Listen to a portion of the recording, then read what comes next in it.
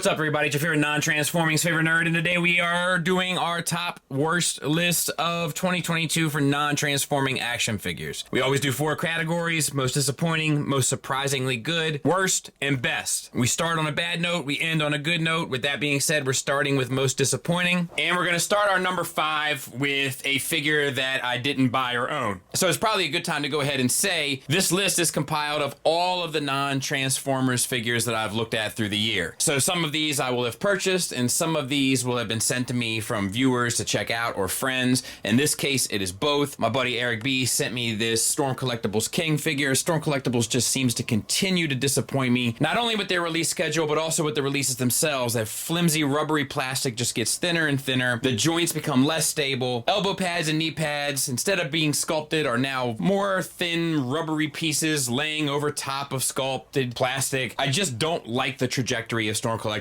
in general at the moment, and this figure's a good example as to why. Very disappointing for a company that had a lot of promise when they started.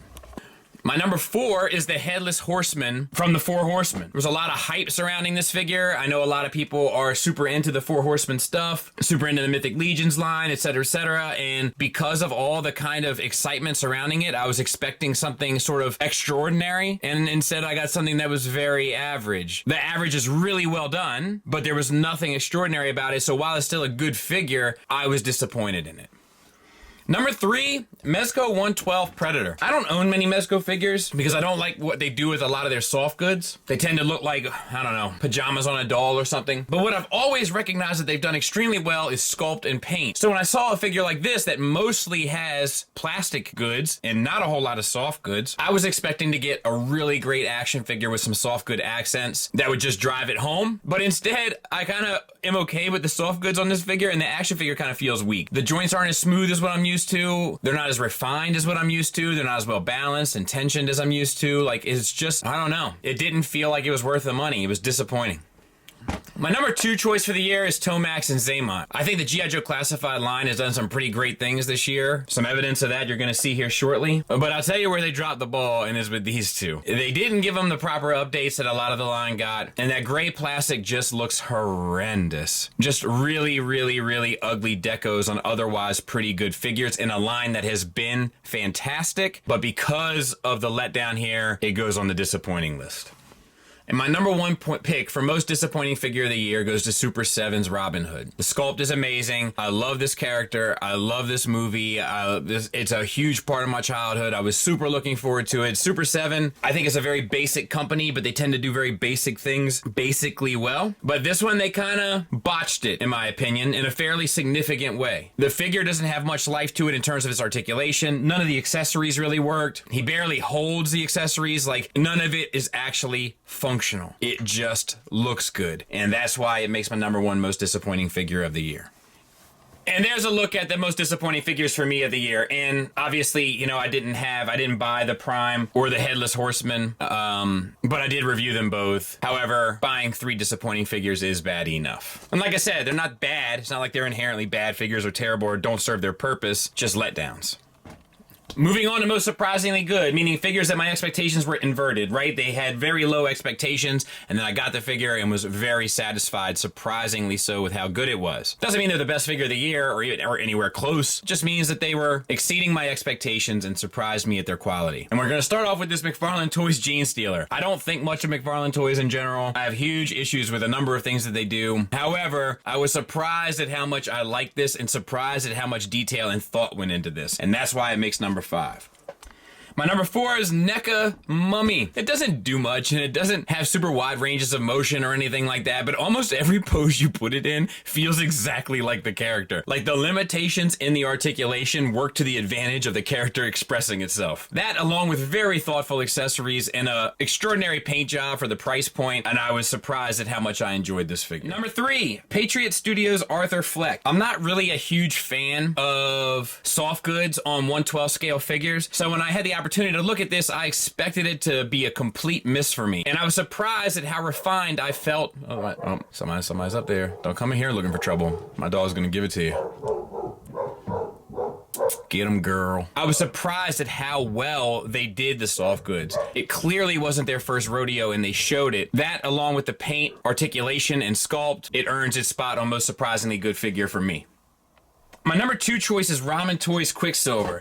I had the opportunity to look at Ramen Toys Centurions via Eric B, and they were fine, especially for like an independent startup third-party kind of company. But the leaps and bounds that they achieved between that and these releases are staggering. Like, I really don't understand how they got so much better. We're talking about fully tolerance, fully painted, fully like realized and engineered action figure that works extremely well with fully thought out accessories, and it happened overnight. So how could I not be surprised at how good it was? And my number 1 most surprisingly good figure of the year. Look, Black Series has had a rough year this year. If you're on the Patreon, then you know I've been very critical of almost every move they've made. But this one, they knocked out of the park. Tons of detailing, tons of sculpt work, tons of layers, tons of paint, tons of appropriate accessories. Like, this one, they did everything they were supposed to do in the order they were supposed to do it. And that's why this makes the number 1 most surprisingly good figure of the year, mainly because the line itself has been so disappointing as of late.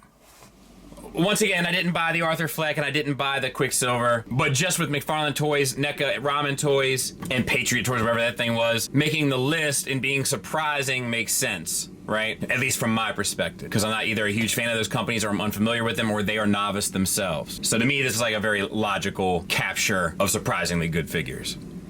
So this is a good segue into worst figures of the year. And number 5 is Black Series Indoor Leia. Black Series has always done a great job of incorporating soft goods and hard plastics, create layers and interesting textures in a very cheap, affordable way. This one, they went hardcore plastics. As a result, this figure's almost utterly useless. Her range of motion is almost completely what you see here. An extremely limited release for a character that deserves an awful lot more. Now, my number 4 choice for the year is Black Series Cranston, or whatever his name is, or however you say it. This is a character that doesn't deserve a whole lot more. However, I deserved a whole lot more for my money. The cheap-looking gold armor, the useless articulation, the reused parts, with the high price point. What do you want me to say? Of course, I'm going to put it on the worst figure of the year list.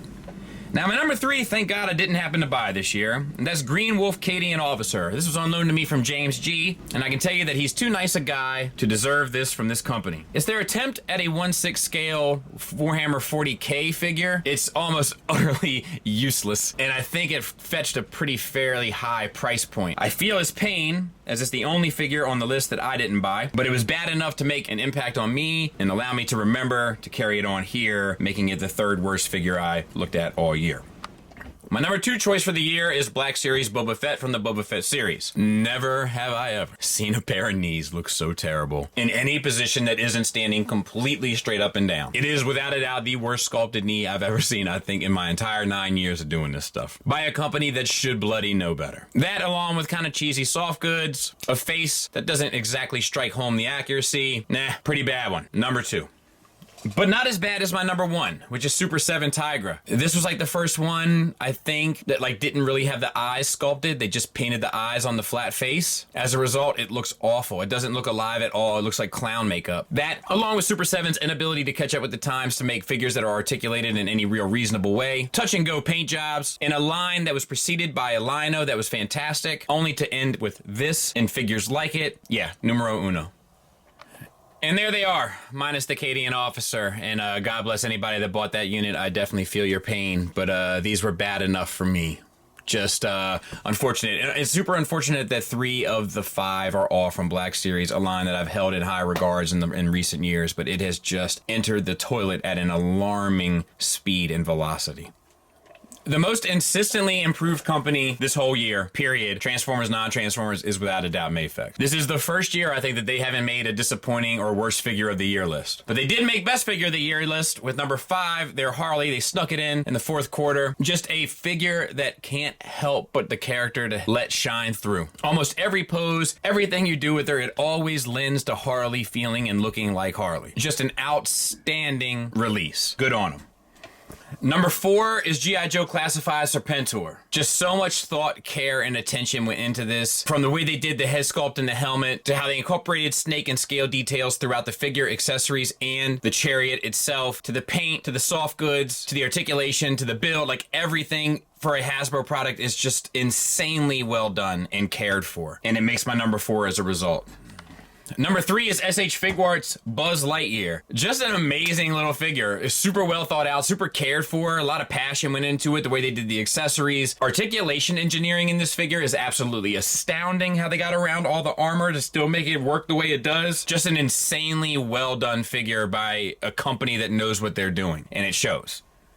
My number 2 figure of the year is Spirit. Some people hear it, some people fear it, Spirit, some people just won't go near it. But not me. I'm going as close as I can to it because it's an amazing figure. And once again, kind of does the same thing that the Serpentor does. Just takes all of the elements and components of the character and the lore and the kind of history of the character and compiles it into a figure that's extremely well done. From the sculpt to the paint to the articulation and wow, to the accessories for sure. One of my favorite releases of the year. I can't objectively say it's the best, but it's pretty damn close. An amazing release. At an amazing price point given what it is, which is something else to consider. And my number 1 figure of the year is the HasLab Galactus. This is what HasLab does when it does what it does the right way. Sculpt, paint, articulation, electronics, stability, and presence. Everything just checked right down the line. Can't even fit in my display base, which is like, it is big. Just an outstanding effort. And everything that went wrong with the Sentinel, which to me wasn't much, but was there, they corrected with this. An outstanding release. I feel sorry for those that were interested and didn't get it, because I know it goes for a grip on the secondary market, and it deserves that price point. It's really, really good. And there they are. And I mean, what a batch of figures. And Hasbro's got 3 on the list of best figures of the year. There's a faucet on your doorstep. Won't you let that sink in? They've been putting out some really good stuff recently. If their Star Wars line could only catch up to it, I would be a very happy camper. But be that as it may, I'm still happy with the great figures we got this year. Let's take a look at all of them. What a ragtag bunch, am I right? But some really surprisingly good figures this year. Some figures that I will remember, will reference when I'm making points about stuff. In a wide variety of franchises and companies, but Hasbro really making an impact. And all of that's kind of interesting to see. Anyway, thanks for watching. 2022 Best Worst Non-Transformer Figures of the Year. Thanks for listening. Thanks for watching. Until next time, take care.